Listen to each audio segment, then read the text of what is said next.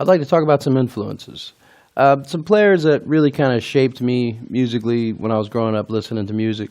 I first started when I was about 12 years old. I got a CD player, and one of my first CDs was a box set for B.B. King, and that's all I listened to for about 6 months.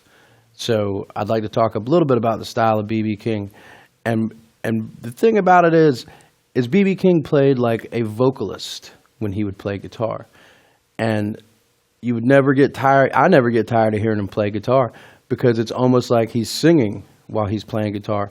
What I mean by that, and he breathes, he takes a breath. So what I mean by that, like if the groove is like this, and like if B.B. King were to be alive right now and they were to throw him to solo, he would come out and not just start ripping and not just completely annihilate the fretboard and the first 12 bars. What he would do is he used space and he used breath, and he would play in the major pentatonic, but he would play stuff like this.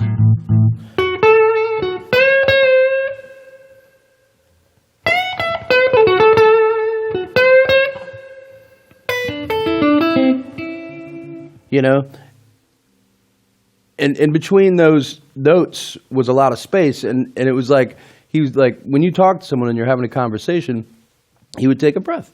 You don't just keep talking and never breathe. You keep rolling and you breathe, and that's the way his playing sounds to me.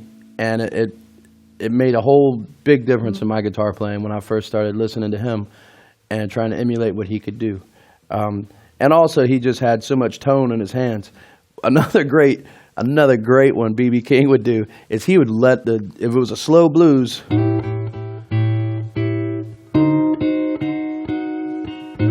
he'd let it go for a minute, and then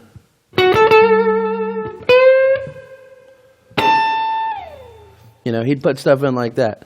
And man, I love that stuff, and I hope you do too. So if you're playing the blues and you want a little bit more idea on how B.B. would do it, maybe try taking a breath. Another one of my influences was Albert Collins.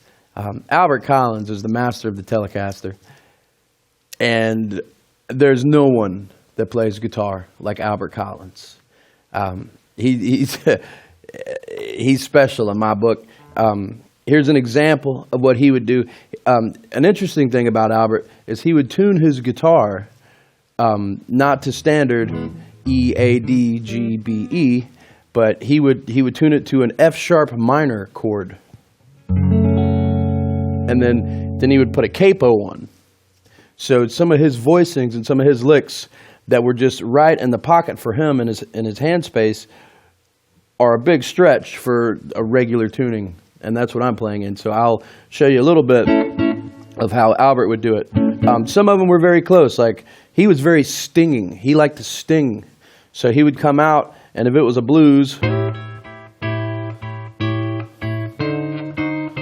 like that, one of those, he would come out and just, he used his index finger a lot too to pick. I don't ever recall ever seeing him use a guitar pick. I recall seeing him on videos and stuff, basically just using this finger. And he's got this one lick that knocks me out.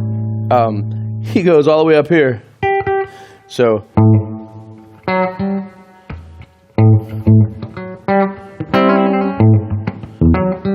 like a groove like that, he'll go.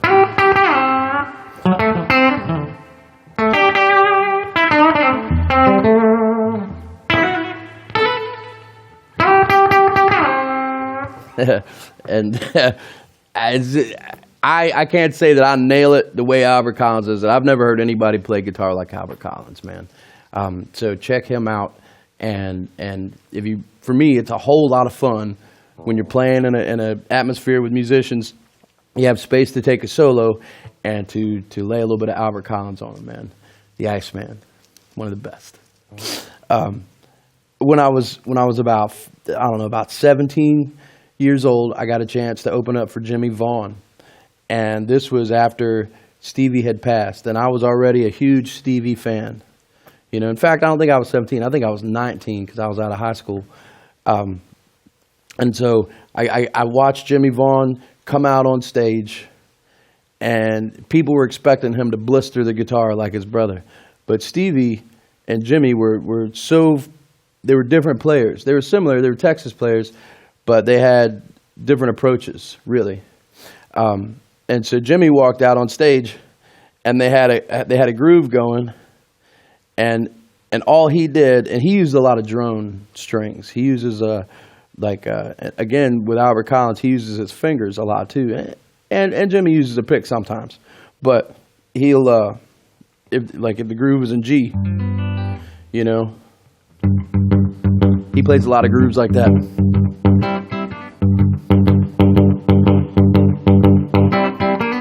And for his solo, he just goes. And then he turns around and he walks back to the bandstand. It was so good. So he does this one, and I saw him, and I watched the video of him a few times doing this. And so he drones with the G string, and he plays this lick, but he also drones the G string, and a lot of it has to do with his attitude and how he pitches. You know, and I'm not talking about the pitch of the note. I'm talking about like pitching a baseball, you know, like how he pitches the lick. You know, I mean, you can go, or you can go, you know, and there's an attitude to it that Jimmy Vaughn just owns. He's an amazing guitar player. And he also does this other lick that I love, is when they go to the 5. They go to the 5 chord. Like if you're playing a blues, you know, so you're like,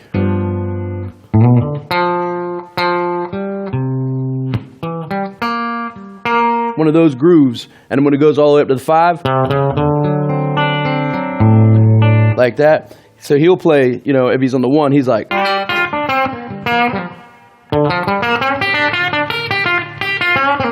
four,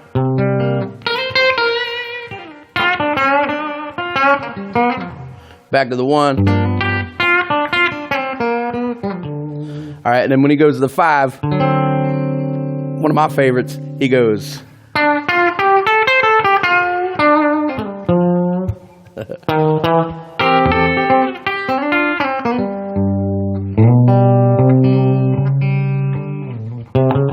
But the lick I'm talking about that goes to the 5 is a, you know, he plays to the 5 on that.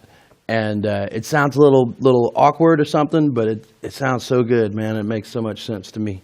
So those are some of my influences. My last one I want to talk about, there's a whole lot of influences I'd like to talk about, so maybe I'll talk about a couple more. But another one who was a big influence on Stevie Ray was Albert King. Albert King, man, was the heaviest, like one of the heaviest guitar players. And a couple of Albert licks that everyone knows, and Stevie played them a lot, Jimi Hendrix played them a lot, Buddy Guy plays them. Every electric blues guitar player that I know plays them. It kind of goes like this, like if you're in G and you do one of these.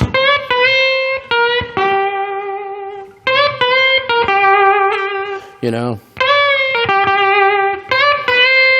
He did that. And he'd also, another Albert King would go.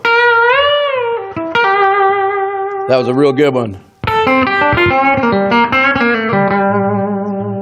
So that's how Albert King would kind of approach some licks in there. And those are a few of my influences. And the reason why I wanted to tell you guys about that is really for you to draw from your influences. There are many things about playing music and playing guitar. You know, some of it has to do with practicing, and some of it has to do with muscle memory and just going and working on it, you know, and developing yourself. But another part sometimes people overlook is really digging into your influences and having a vocabulary that is a vocabulary you can speak in music with tons of other folks. and having a record collection. And I don't necessarily mean you have to have a big stack of vinyl, but have some recordings somehow, be it an MP3, be it a cassette tape or a CD or whatever, but have some influences that you go back to and revisit them maybe once every 6 months and see how your playing has changed after you've listened to them, put it down, and come back.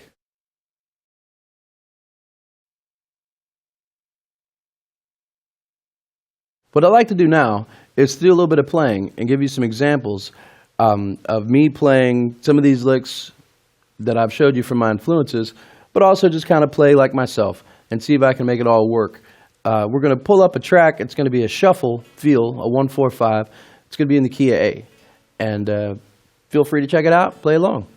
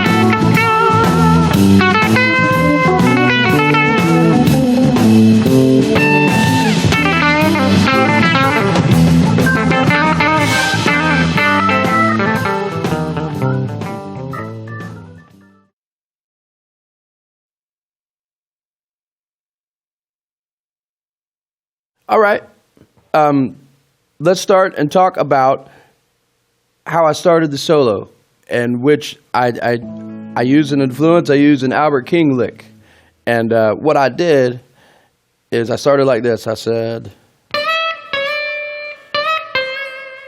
one of those.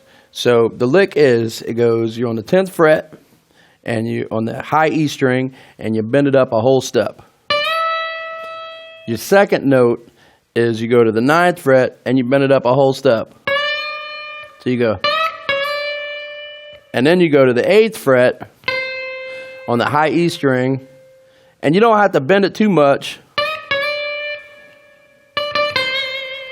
but you want to give it a little vibrato at the end, you know, like that.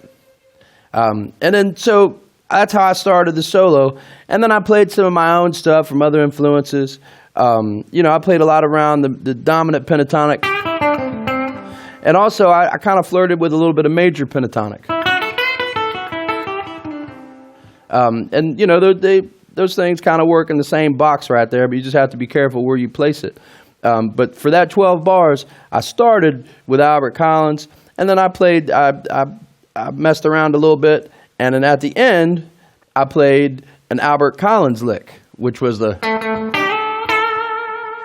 like that. And how I did that is, and I'm not exactly sure if this is how Albert did it or not, but this is the way I do Albert Collins. And so I started on the 7th fret on the D string, which is an A note. And then I come and I go to the 8th fret on the B string. And then I slide up. And you kind of stutter it a little bit. You say, you know, it's okay. You know, in my opinion, in blues guitar, I like a little slop. And, you know, if it was good slop, it's good slop. And Albert, you know, that was it. You know, so that's what I did right there. So in the second chorus, I kind of stick with the theme of Albert Collins a little bit. I can't say enough good things about his playing. I love it. So what I do is, and it's a little weird, but I'm on the G string, and I take it up to the 12th fret from the 7th fret, and I go 12th fret to the 5th fret on the G, and it's just a, you know. No. Albert had this thing he would do. He would answer the phone. He'd be like, "Hello?"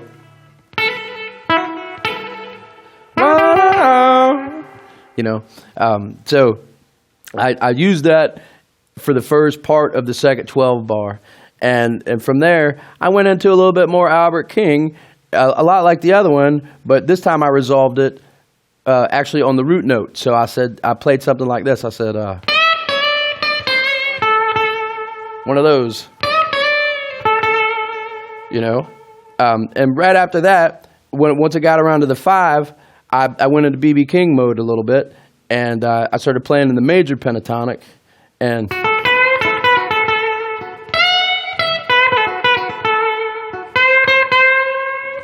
so those are pretty much the things I exercised during the second 12 bar of that shuffle. Third time around, I started pulling from the Jimmy Vaughn style, Texas style stuff. So I played, you know, we're on the 1, so I played this lick. And that lick used to elude me, man. I used to see guys play it, and I was like, how do they do that lick? It's pretty easy, but it's just how you play it. You put you're in A, so you put on the G string, you're on the D note, and then on the B string, on the I guess that's a G. Kind of, and then, and you hammer on up to, what is that, the 9th fret on the G string. So you go, and with the A behind it, kind of sounds like a train or a horn or something happening, you know.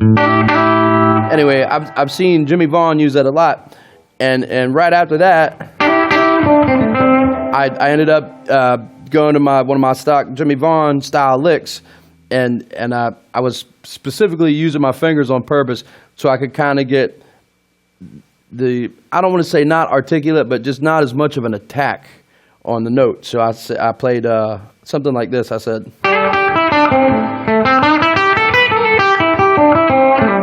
you know, so again with one of those licks. And then I just kind of, I just played some of my own stuff in a pentatonic. And all that, I did that with my index finger.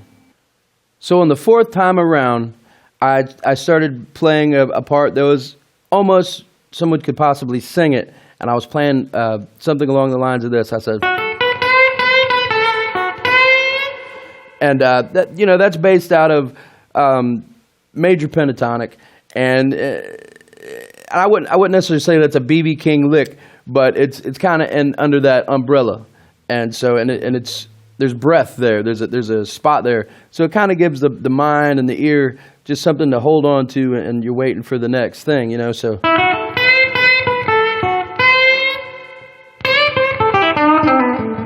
some of that kind of stuff, you know. And in the middle was a mixed bag. I played some Texas style guitar a little bit and some blues. And at the end, how I rounded it out to come up to the 5, I went right back to one of my favorites, and I played again the Albert Collins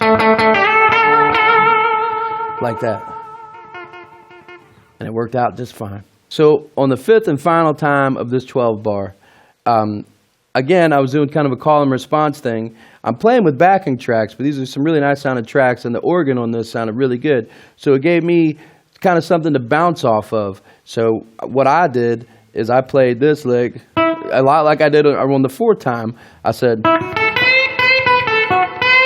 and then you can hear the organ answering me.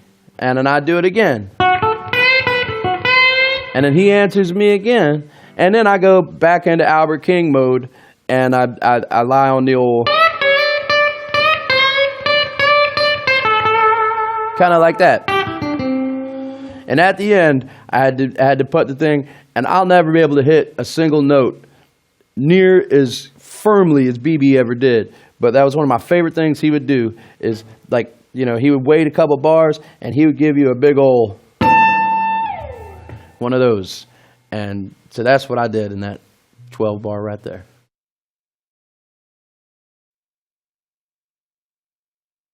So now I would like to talk to you about rhythm guitar. Rhythm guitar is some of the most important guitar, and some people talk about it, some people don't. You know, and when you're going out to the jams, or you're jamming with your friends, or you're going to see a band or whatever, you know, I think sometimes rhythm guitar player gets less love than the lead guitar player. But I think the rhythm guitar player deserves more. Because if your rhythm is off, it's hard to play music, you know. So what I'd like to get to, there's a few approaches. You can have fast approach. You can have a busy approach. You can have a simple approach. Normally, when I go and play with a band, be it my trio or be it a bigger band, I always try and use the best muscle I can for playing music, and that is using my ears. And I would like to encourage you guys to use your ears, especially when listening and playing rhythm guitar. It's very important to listen to see what the bass player and the drummer are doing. All right? Drummer plays a groove, bass player plays a groove. You don't have to play all the accents that the bass player and the drummer play. You can play, you're sprinkling in rhythmic flavor. You know, if the band is going, you don't necessarily have to do that if the bass player is doing that. You know, so you can come up with another little pattern. You also have to be respectful of all the musicians around you. And if there's a singer, you have to make sure that your rhythmic pattern is not getting in the way of the singer. Not only is your pattern not have to get in the way, your stage volume has to be in check. Everyone's stage volume has to be in check, and that's its own battle. But all you can do is worry about yourself and try and be respectful to the musicians on stage that you're playing with, and the musicians and the people in the audience that are listening to you. So one of those, you know, if it's an uptown downtown, I call that an uptown downtown. Some people call it big city blues. I've heard a lot of names for it, but in the blues circle I grew up in, we called it an uptown downtown shuffle. So, and the riff goes like this. Right? And it goes to a 4.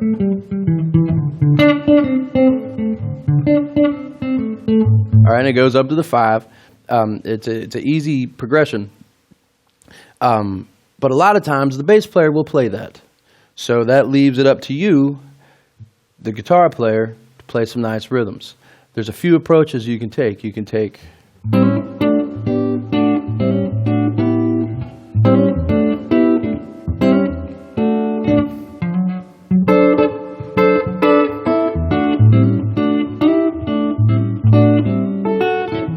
one of those, which, if you're the only guitar player, that's a good approach. There's the simple approach when it's going, and then your part you can just go, and I'll sing it. Excuse my singing. It goes dun dun dun dun dun dun dun dun dun dun dun dun dun dun. Can't sing it and play, but you get the idea.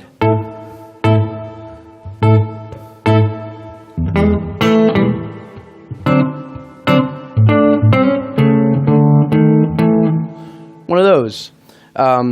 You can always do maybe kind of like a Jimmy Reed style over it.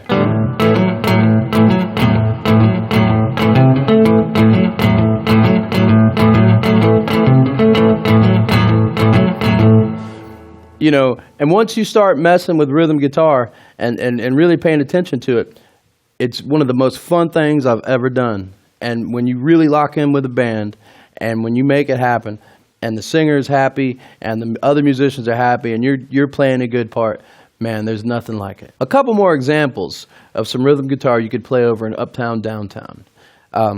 This one is kind of like Delta influenced, I would say. I play a lot of this one like acoustic music and...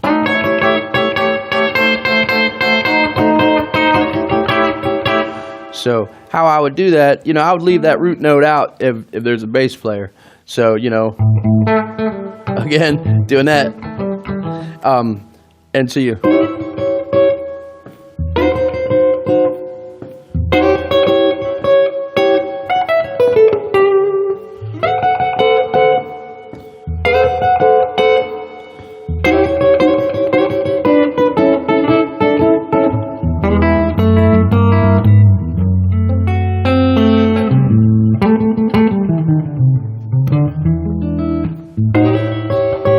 Like that, you know. And also I'd like to talk to you a little bit about turnarounds.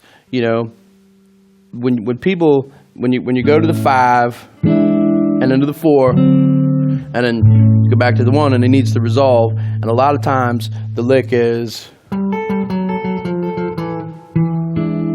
you know, personally it drives me up the wall a little bit when people would like to put every note in there. So, you know, instead of going, I don't know, to me that's a little extra. I prefer it going like this. You know, if there's going to be that extra note there, let the bass player play it.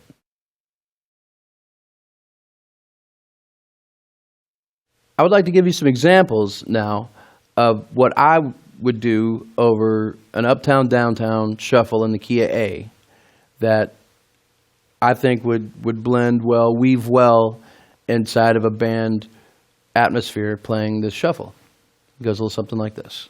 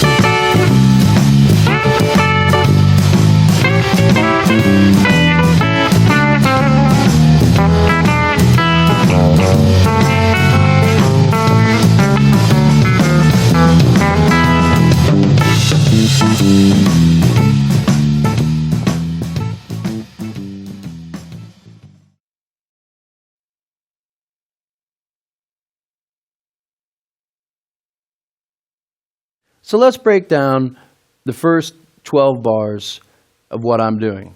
And it's very, very simple.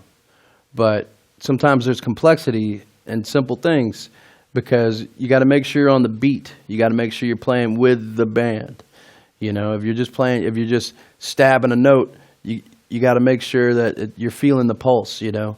And so You get it in you, and it's, you can play it a few different ways. Not one position is the perfect way to do it, but how I do it, and a lot of it has to do with the fact that I sing. So I try to find economy and motion, and not really leave my safe space here.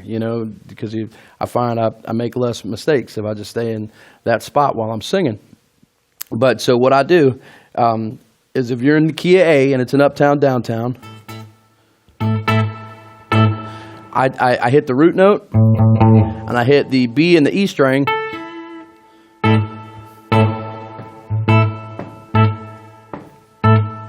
right? And there's two options there after that. When you go to the 4, you can go all the way up here, and that's okay. If you like going up there, you can go up there. That's fine. What I prefer to do, though, is I'll do like this. I'll say, on the 1 chord, A. Right? Here comes the 4. Like that. And then maybe I'll get a little crazy and go all the way down to 5, 4. And here's another thing you can do that it kind of makes one note go this way and the other note goes this way, and you have these cross harmonies. I don't know if it's a harmony, but you have these cross melodies that go. And so if somebody in the band is going, you can go, because you meet up at the same note, and it does one of these. You hear that thing. So that is the first 12 bars, and the simplest way, one of my favorite ways to do that. The second 12 bars, I started using a chord shape and a little bit more of a rhythm pattern, and I'm just playing this.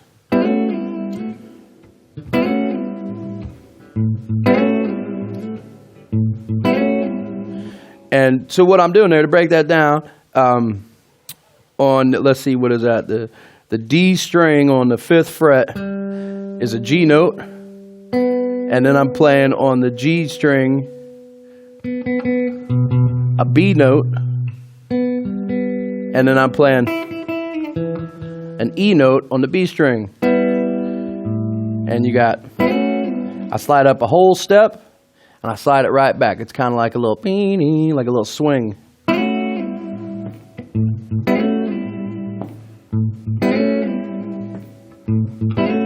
For the 4 chord, you can take that and take this shape, and I leave this finger out, so I only hit 2 notes on the 4 chord, and you just go down. 5, when you go to the 5, you come all the way up here. I guess that's the 7th fret you start on, the E and the G string, and you can go, and then back to the 1. And also, I want you to realize that when the bass and the other people in the band are doing the walk downs, that doesn't necessarily mean you have to play that. There's sparseness and leaving a hole for a breath is a very beautiful thing. Especially if there's a lot of players, So that would be just a good part for that.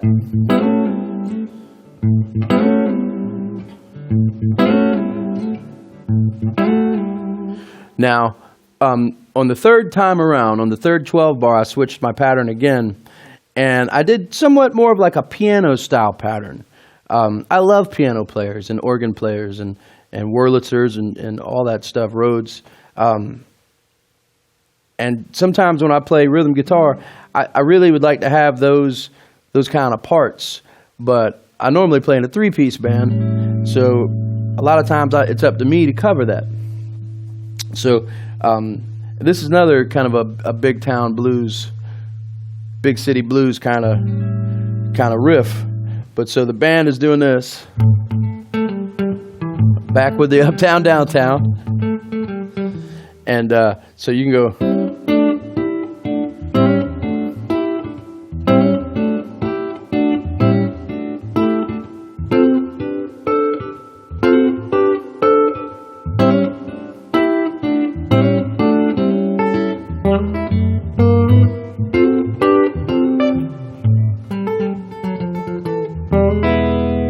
And what I'm doing there is, you know, you have your bar chord, your A bar chord there, and never ever when I'm playing rhythm guitar do I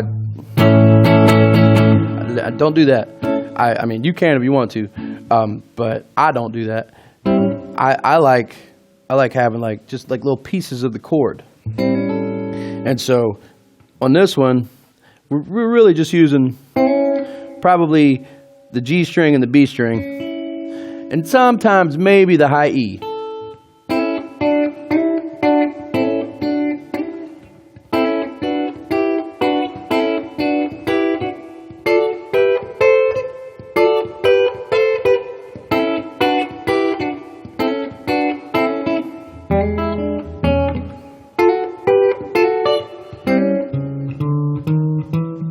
Now, I'm not using economy of motion there because I like the voicing of that.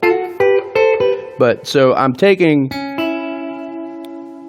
two notes, two notes, two notes, two notes, and that's the part.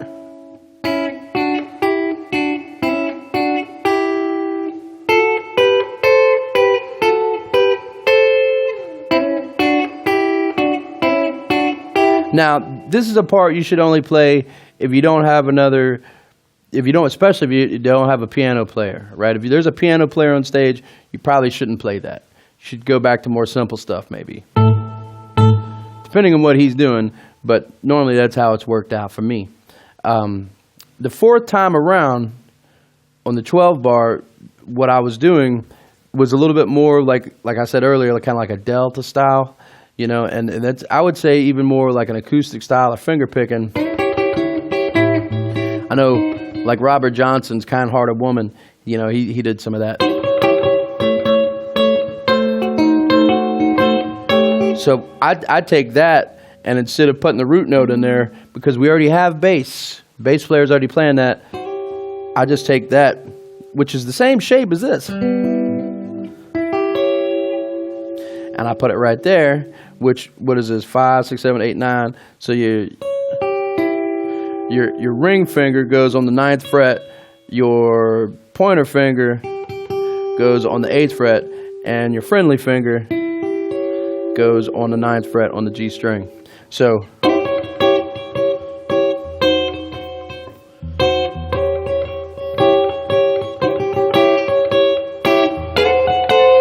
again, I move up the neck because I like the voicing of that.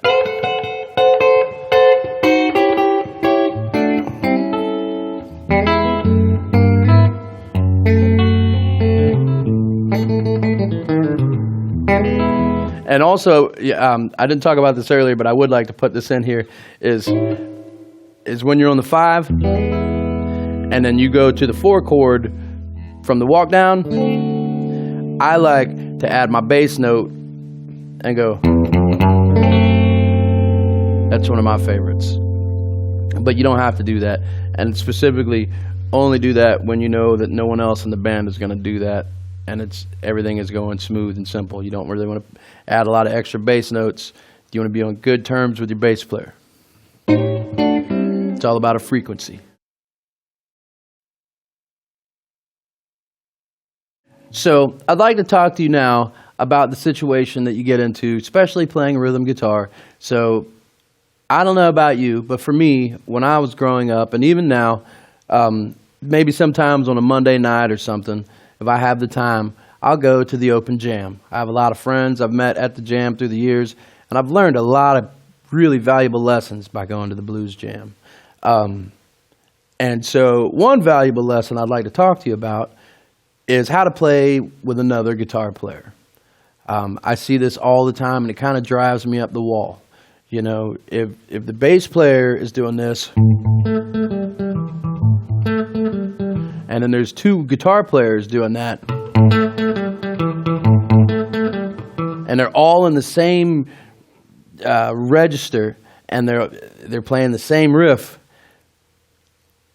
I've seen it work, but more often I've seen it not work.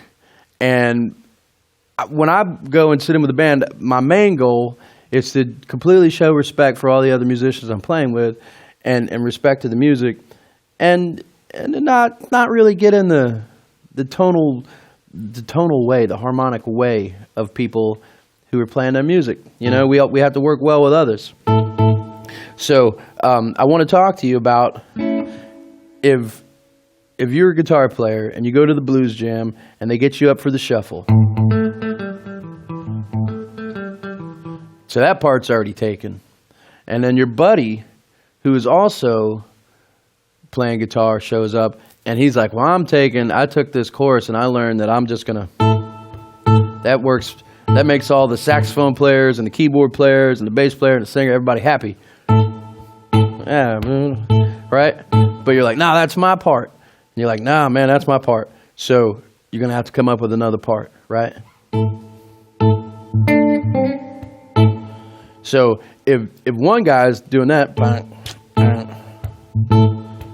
and then you got another bass player, or if you have the bass player playing the riff, then you should find maybe like an answer and callback part. So if he's going, you can be like,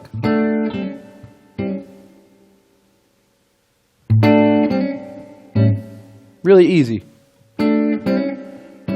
You know, just add little things, little subtleties to a rhythmic pattern. Because what you got to realize is you're weaving a blanket. You're weaving a blanket, man. So if people just stay on that one stitch, it's just going to turn out to be like one big rope, and it's not going to warm you when you need it.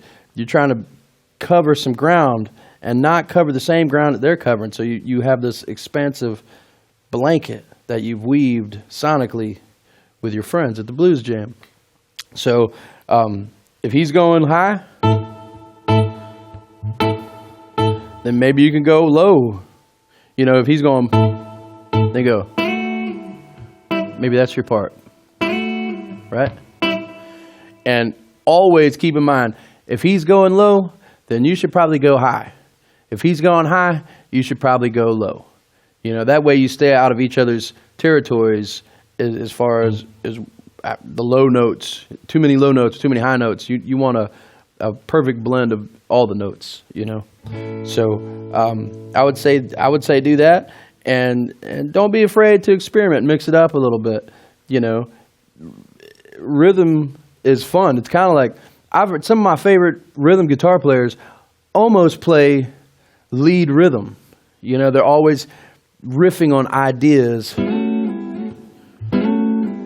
You know, you don't have to get stuck into this one little block and just play the exact same thing over and over and over again. That's not really like making music too much. That's just kind of like doing math, you know. Music is a human expression, and art is an expression of oneself. So you always want to keep that human element inside of it, especially rhythm, because that's where it lives and breathes.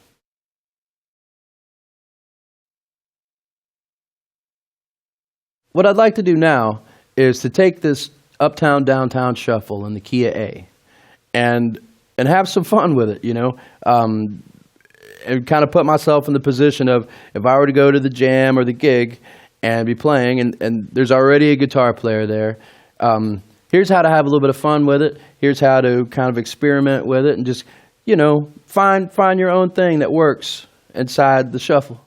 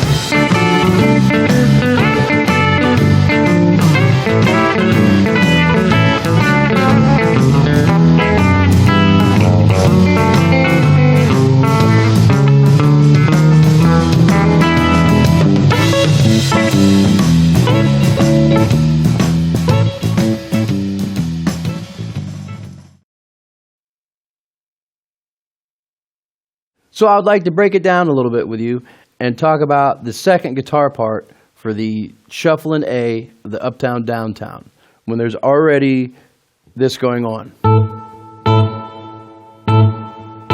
That's already going on. You don't need two guys doing it. So what I would do is, while that's going on, I play. And notice I don't do it every time. I don't go. I'm not doing that. I'm leaving a little bit more room than that. What I do is I'm going.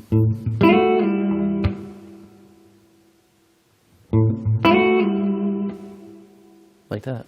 And then.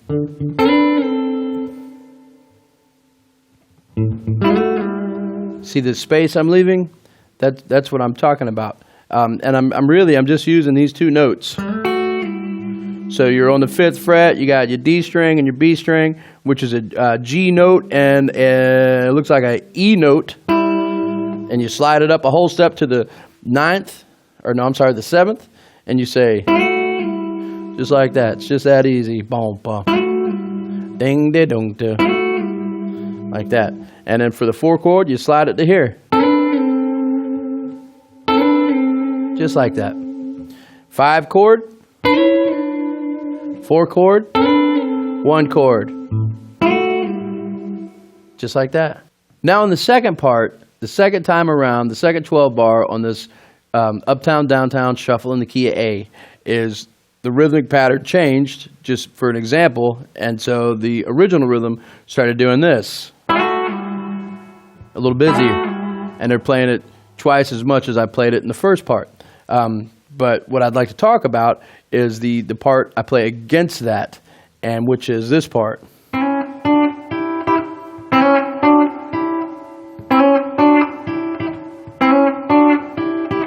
And all that is in the key of A, you're playing.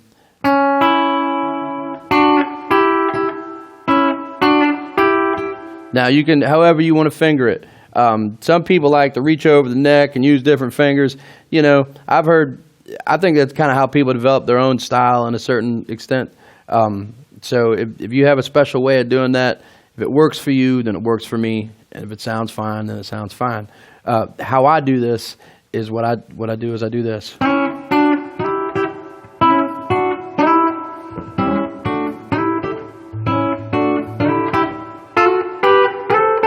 So what I'm doing, I'm taking my index finger, my number 1 finger, and I'm hammering on the major third. Like that.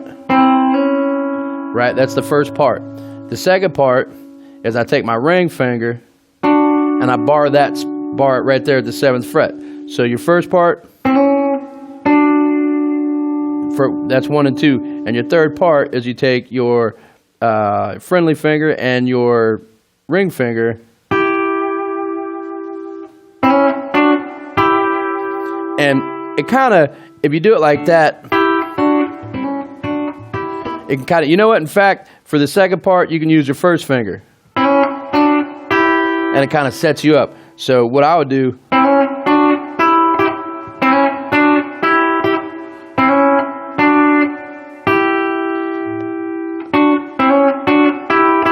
all right, and then you can go to the 4.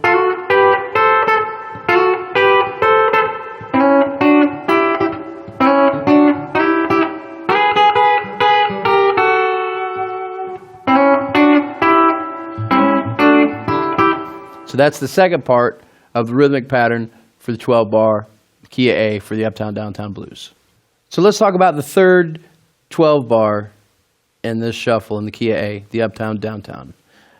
There's 2 parts, there's 2 rhythm parts going, and one is fairly busy. One is this, and this I believe was the original track.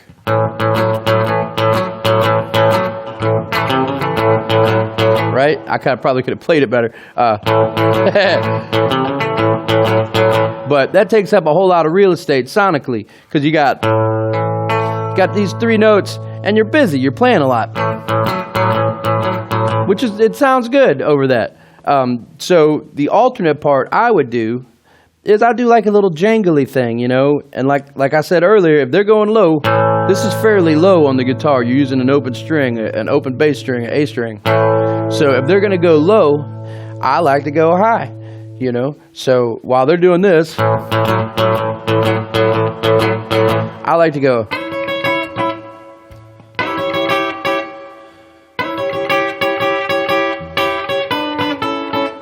And what I'm doing, I'm just using 2 to 3 notes each time. It's the same shape we've been working with, and it's in the key of A. So I go up here to the 9th fret. I put my ring finger on the E string on the 9th fret, my friendly finger on the G string of the 9th fret, and my pointer index finger on the B string of the 8th fret.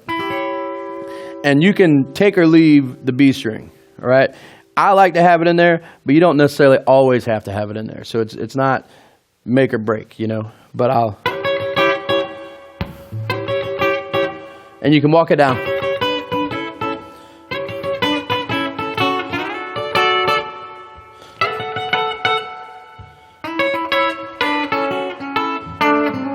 And then for the 5, they go to there. So you know, maybe one of those, or you can go all the way up to the 12th fret, and then 4, and then 1.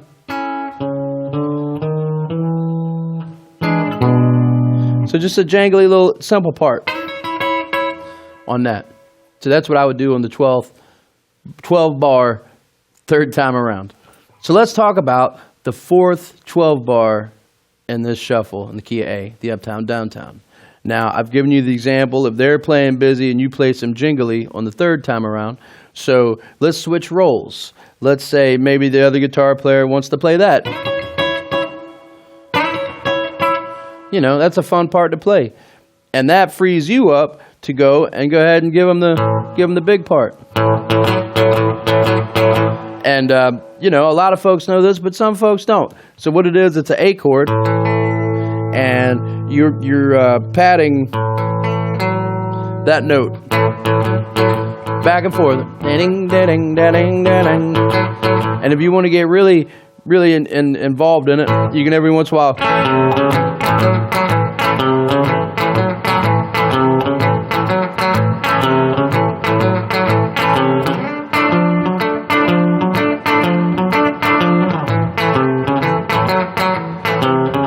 And then the 5 is right there, and this leads and lends itself to my favorite chord, or my favorite lick that kind of lands on the 4 chord. So if you go to the 5,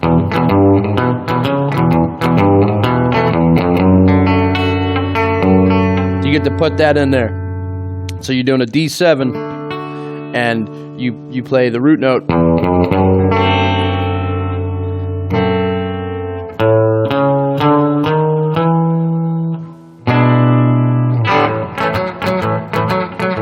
Just chunk away at it.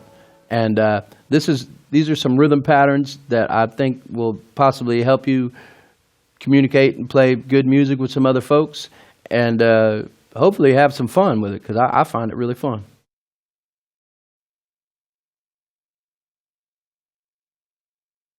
Hey, let's talk about chords. I've talked about some rhythm guitar, I've talked about some lead guitar, and rhythm guitar, but let's just talk about some of the chord shapes and patterns that I like to use. I don't really like super sophisticated necessarily. Sometimes less is more. So not always, but sometimes. And let's talk about the 1-4-5 pattern right now. You know, you go to the blues jam, and you know somebody calls out a slow blues. All right, so it's in the key of A.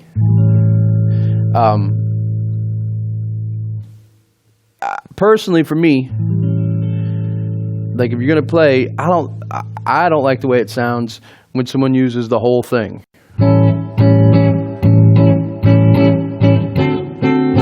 You know, in my opinion, there's a cooler way to approach that.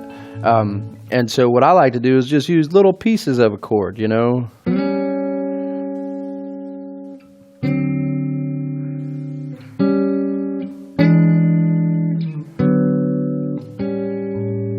You know, that's just 2 notes. Or you can use the shape I was using a lot in the rhythm stuff. And that's really kind of like if you're gonna play a blues, you know, you start it off.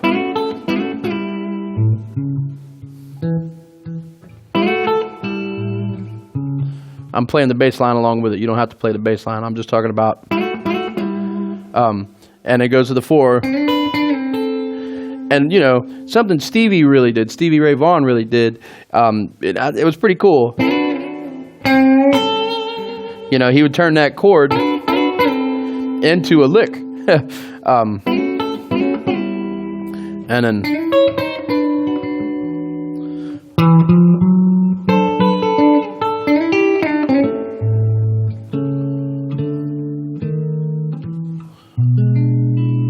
So most of the chords I use are dominant 7 chords, some 9th chords, a few major chords, you know,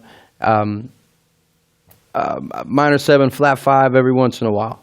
But I try not to really look at it like that. I just kind of look at, you know, what texture can I use in this context to lend itself to the music the best way possible. And you could use that, the same concept, use that for a shuffle or a funky song or a rumba or any other kind of song for that matter. But like say you got a shuffle and to the bass line, one of those kind of things. So you just, I like to use you know what, I'll use this shape, which is just your standard, and I take my pinky on the 1 chord and I'll play a 6th note. So it's like this. And it sounds pretty good, you know. And I use that on the upswing of what's called a flat tire shuffle. And it's on the and, so 1 and 2 and 3. Like that. And a lot of things I'm doing too with the chord, it's a simple chord, but I'm not holding it down the whole time. I'm letting my left hand dictate when it stops ringing.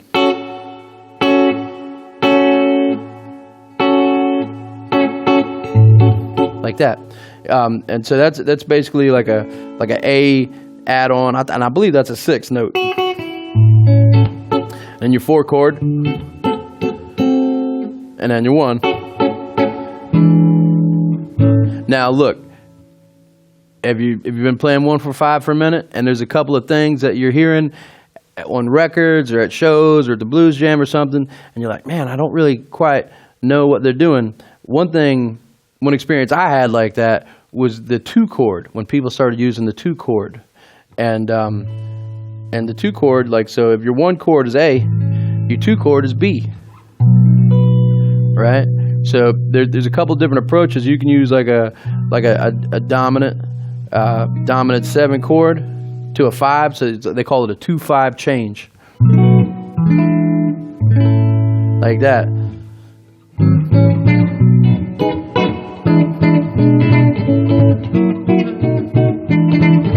Wait a minute. I just did another turnaround too. After the 2-5, one guy can do this, right?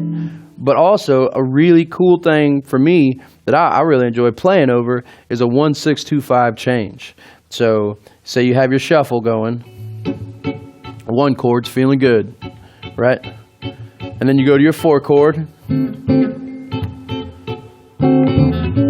All right, and let's put a minor 2 in it. 5. That's a 1-6-2-5. 1-6-2-5. 1-6-2-5. And another thing I like to talk about, especially in this lesson, is economy of motion. Because a lot of times, man, there's things going on. There's people singing. There's people dancing. There's a crazy guy running around in the corner. So you're paying attention to all these things. So I don't really like to have to look down at my guitar and really worry about what I'm going to play. I kind of like to have it all under my fingers right there. And so I like to use economy of motion. And so possibly for like a 1-6-2-5 change, instead of, which isn't that much of a jump, I can do that without looking at it. But what makes it even easier is if you change it to like this.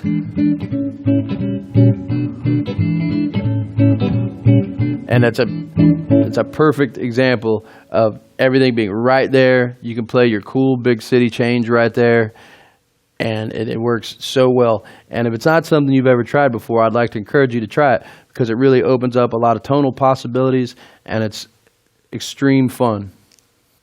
How I expanded my chord knowledge it took years, and it was a lot of experience. I would go and play with other bands and try and always find musicians that were great players, and I would work up the courage to be brave enough to go up to some of these fellows and ask them.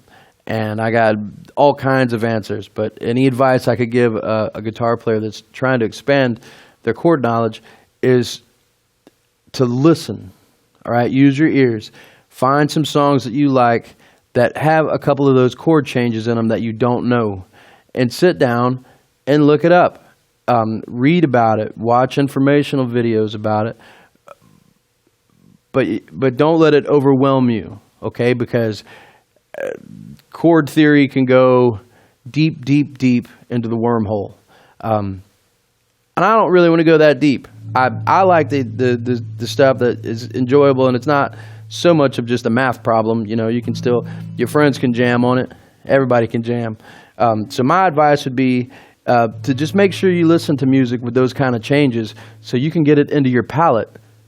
So once you have it in here, it'll be easier to put to here. All right, so I'd like to give you an example. We're going to do some playing right now. This is going to be another shuffle, more of kind of a swinging shuffle, and it's I've heard the term big city changes used. We will be using the 2-chord, and we will have a 1-6-2-5 turnaround, and I will be playing along with the 1 chord on the 6 chord.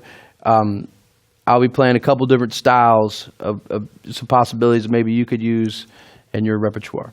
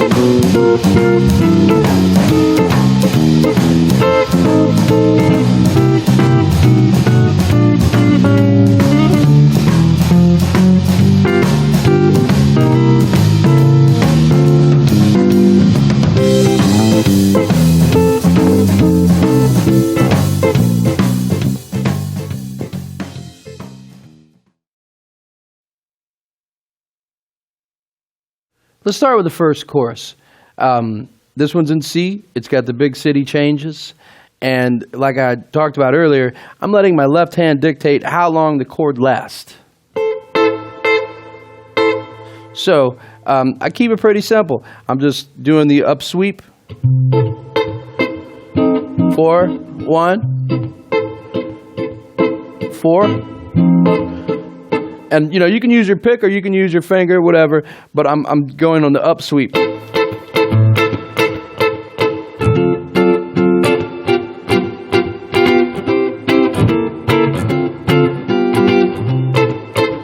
Kind of like that. And on the turnaround, I decided to use the... So, you know, after the 2...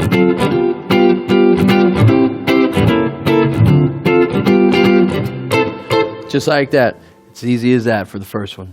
So in the second chorus, I change it up a little bit, and I'm kind of using what could be considered maybe a double stop. You know, I'm just, but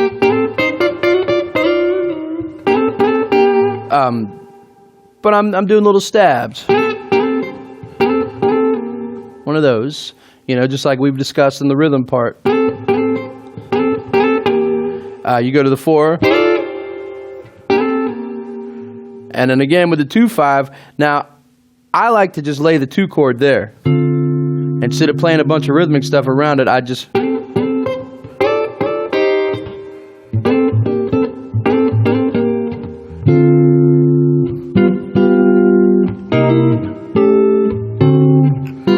So the 1-6-2-5 I do there is in that shape. A little adventurous, kind of stepping out of the box just a hair. But sounds really good on that spot. For the third part of this 12 bar, I decided to use a little different approach. I was just using 2 notes most of the time, and I was doing this. And it's a fun little thing, because when you go to the 4 chord, slide down just a half. And if you put the root on there, it makes the whole chord. So you're kind of leaving the root out, but it gives something for the ear to kind of to hold on to, maybe kind of yearn for, you know. And then so what I did, I go.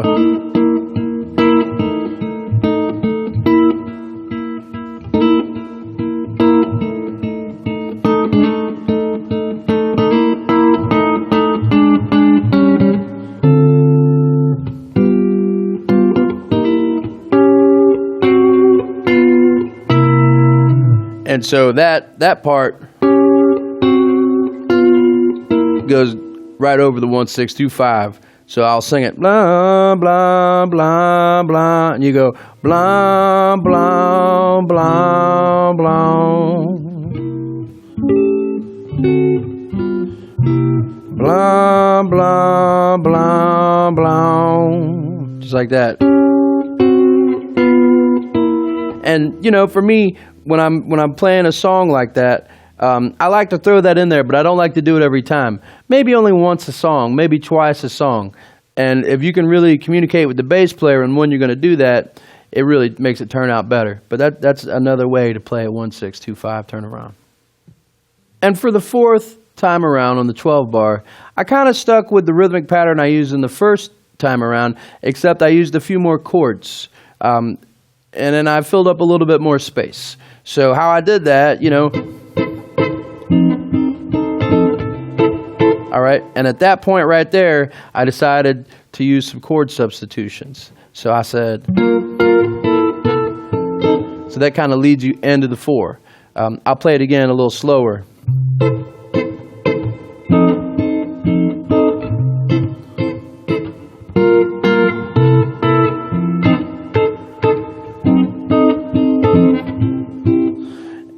And then here comes that 1-6-2-5 after the 2.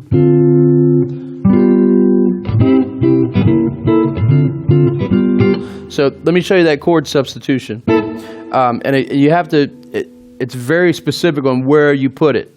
So you play your 1 chord, you go to the 4, you come back to the 1. And basically you want to use this as a lead in to your 4 chord. All right? The chord shape is that. You are at, let's see here, 5, 6, 7, 8, 9. You're at 10 on the A string with your friendly finger. You are at 8 with your index finger. You are at 10 with your ring finger. And you're putting that Hendrix sound in there. But don't Hendrix it. Just sit on it real quick. And this shape is actually a version of the 1 chord. I believe it's a 6 chord of some sort. So you got your C, you got your B flat, you got your major third here, which would be that's an E, and you have your pinky on an A. All right, so it's a lot of chord for a little space. So it's something you might have to work on for a minute to be able to pitch it right. But once you do, you'll be kind of happy you did, because it's pretty fun. So again,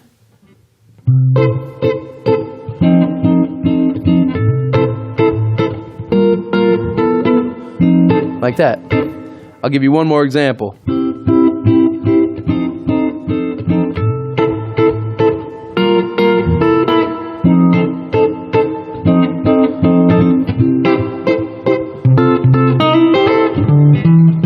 Here comes that 1-6-2-5. Just like that.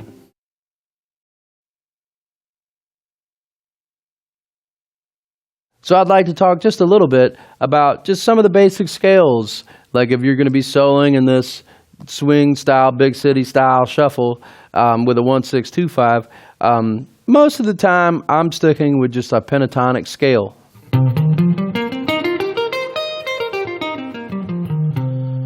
Sometimes, depending on where I'm at in the song, I might lean maybe a little bit more on the major pentatonic.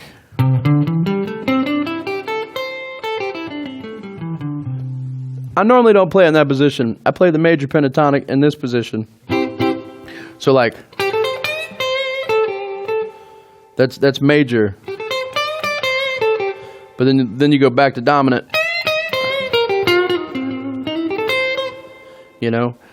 So that's really it. Now, once you get to the 2 chord, there's a whole book of things, ways you can play over it. For just regular purposes, though, let's just talk about sticking inside the pentatonic. So when you go to the 2,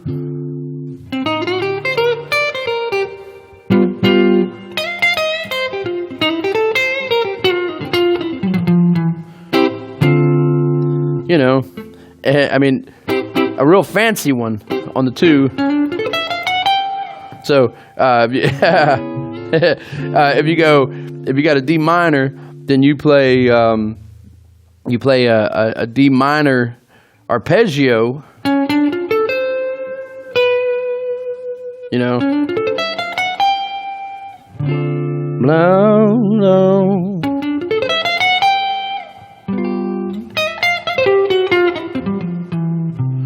And so for all seriousness, most of that is in dominant and major pentatonic.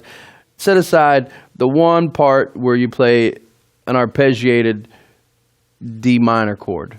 You know, a lot of times if you can just arpeggiate something, you can outline a chord in your solo, and that's that fancy sound that you hear. You know, once it goes to a 1-6-2-5. I like, you know, there's many methods, but, you know, what B.B. King would do, he just plays straight major pentatonic. And dominant pentatonic. And I think that's probably like the bluesiest way.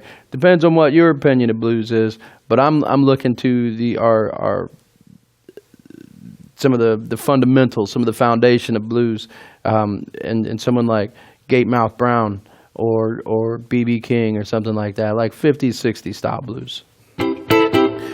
So, you know, hopefully that's a little bit of insight on that, and we'll work on a little playing to show you. Now I would like to do some playing and show you what I'm talking about when I play over these changes. I'm going to play inside the box and play over the 1-6-2-5 change. This is a swing shuffle with a 1-6-2-5 change turnaround. And here's what I would do.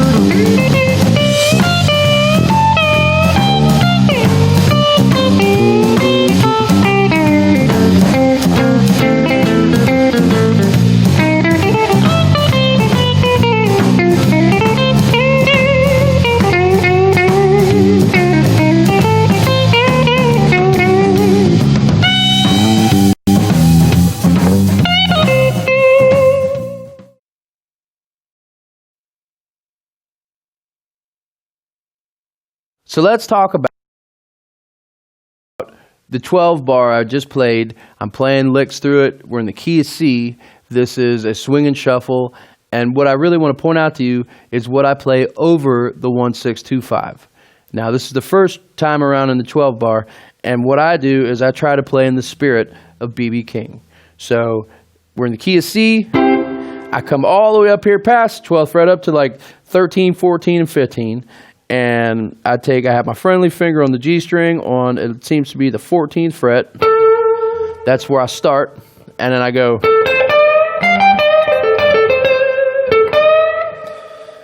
And it just seems to me that the major pentatonic over the 1-6-2-5 just has such a nice sound to it, and it just really fits for me, for my ear. So that's what I do. It goes like this.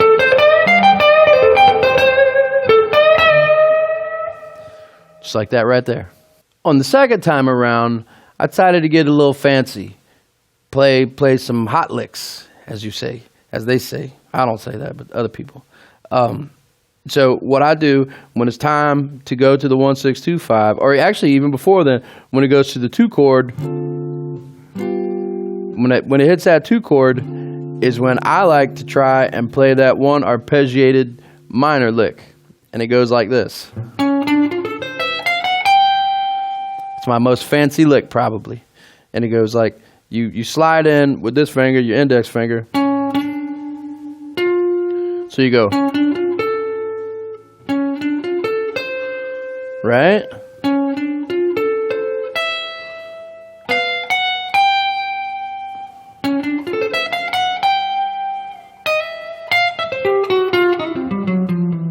There's a lot of chromatic notes in there, but I'll walk you through it. It goes just like this.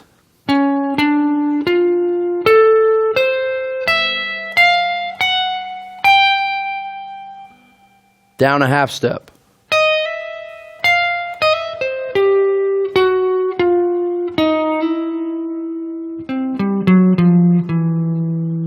Just like that, and it resolves right back here in the key of C. So let's talk about the third time around. I got a little notey on it, but I think it worked out okay. So when we play the 2 chord, I play on the B string, starting at the 10th fret. So it's a. And then when it goes to the 1-6-2-5, I played major pentatonic.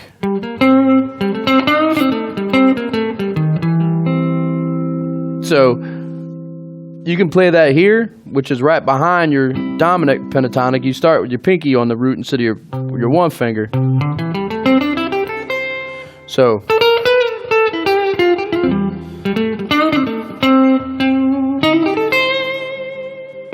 let's slow that down.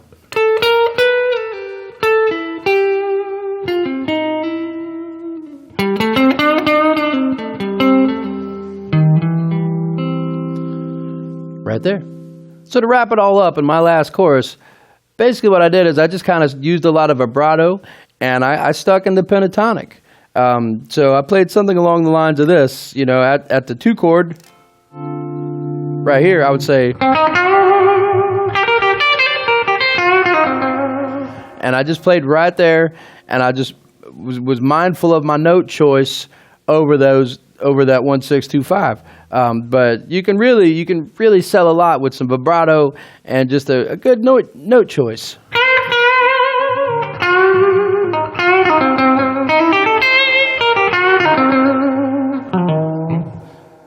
So give it a whirl, man. I think you might enjoy that too.